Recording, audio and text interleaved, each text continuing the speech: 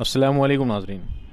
वली दक्कनी की बेरदीफ़ की 5वीं गज़ल समात फरमाइए। मिल या वो गुल बदन जिसको उसे गुलशन सु क्या मतलब, जो पाया वस्ल यूसुफ उसको पैराहन सु क्या मतलब।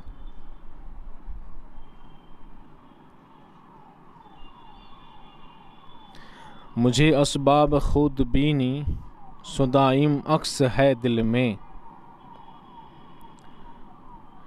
क्या जो तर्क जीनत को उसे दर्पण सो क्या मतलब। सुखन साहब सुखन के सुन के मिलने की हवस मत कर,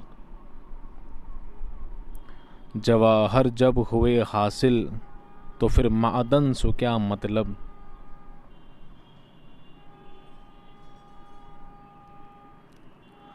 अजीज़ां बाग में जाना नपट दुश्वार मुझको है,